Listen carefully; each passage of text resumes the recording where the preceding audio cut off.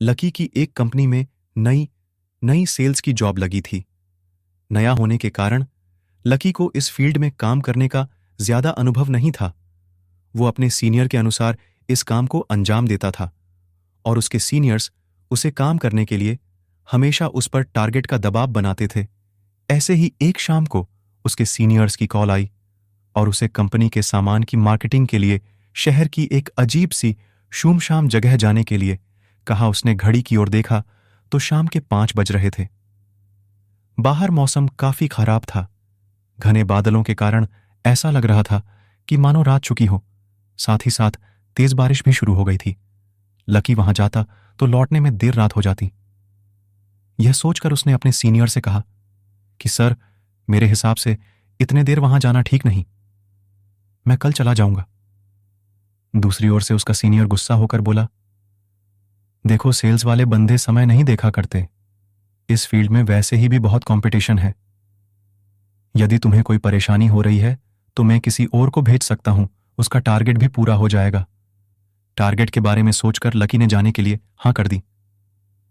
हैरान परेशान सा वो तेज बारिश में अपनी बाइक से शहर की भिड्डा भाड्डा वाली सड़कों से निकलकर वह वहां पहुंच गया।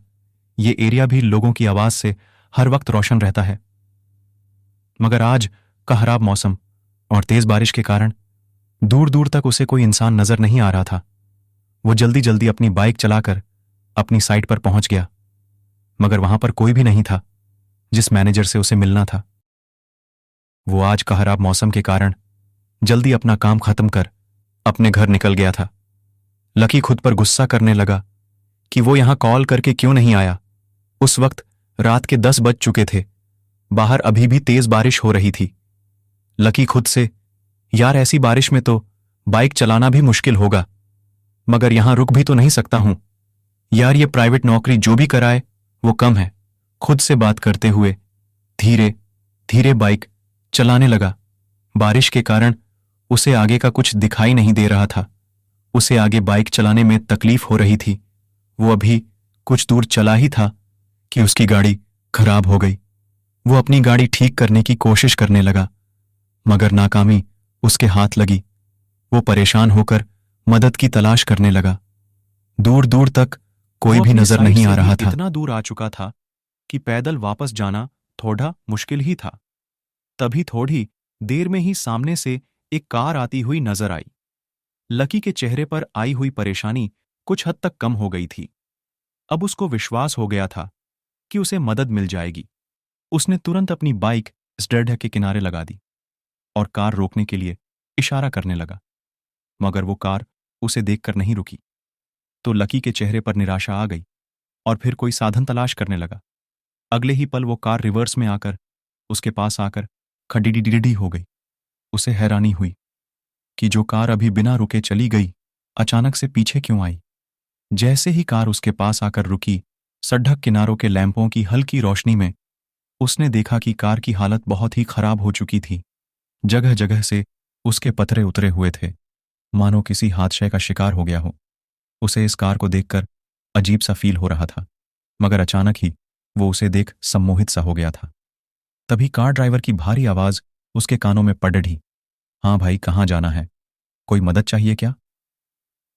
ड्राइवर की आवाज सुन लकी का सम्मोहन टूट गया। वो धीरे धीरे ड्राइवर की ओर बढ़ा। अंधेरे में चेहरा भी भयानक लग रहा था, काला चेहरा, और वो कंबल में खुद को लपेटे हुए था। उसे देखकर कुछ पल के लिए डर गया। उसके शरीर में ठंड के कारण कपकपी सी होने लगी और अजीब सी गंध उसकी नाक में आई। जब कोई जवाब नहीं दिया तो ड्राइवर दोबारा बोला, भाई कहीं चलना है, बता दीजिए। उसकी बात सुनकर लकी को होश आया और वो बोला, मैं किसी काम से अंदर शहर में आया था। लौटते समय मेरी बाइक खराब हो गई, मुझे थोड़ी दूर के लिए लिफ्ट दे दो। ड्राइवर, भाई हम तो यहां पर मदद करने के लिए ही है, आगे तो जगह नहीं है, पीछे बैठ जाओ। ये कहकर ड्राइवर अजीब तरीके से हंसने लगा। अंधेरे वीरान में लकी को इस तरह की हंसी बहुत अजीब लगी, मगर उसे मदद की बहुत जरूरत थी। इसीलिए उसके कहने पर लकी पीछे की सीट पर बैठ गया। बैठकर उसने देखा कि वहां पर एक बुजुर्ग आदमी और उसके साथ एक छोटा बच्चा और एक महिला घूंघट ओढ़कर बैठी हुई थी। लकी उनके पास बैठ गया और जैसे ही कार चलने लगी, पीछे बैठे वो बुजुर्ग आदमी, वो बच्चा और वो महिला लकी की ओर अजीब सी निगाहों से देखने लगे। उनकी सफेद आंखें लकी के मन में भय पैदा कर रही थीं। जब से वो इस कार के पास आया था तब से अजीब सी गंध उसकी नाक को परेशान कर रही थी। उसे समझ नहीं आ रहा था कि यह गंध किस चीज की है। लकी अपनी नाक पर रुमाल रखकर चुपचाप बैठा था। तभी वो बुजुर्ग धीरे धीरे उसकी तरफ होने लगा। जैसे वो पास आ रहा था वो बदबू बढ़ती जा रही थी, साथ ही में ठंड भी। लकी ने गौर से देखा तो बुजुर्ग व्यक्ति का चेहरा भी बिल्कुल सफेद था। चेहरे पर ढेर सारी झुर्रियां और आंखें इतनी काली मानो आंखों की जगह गड्ढे हों। उस पर लगे हुए चश्मे की गिलास टूटी हुई थी। लकी डरते हुए साइड में होता गया। बुजुर्ग ने उसे कहा, बेटा कौन हो तुम? बहुत दिनों बाद इस रास्ते पर किस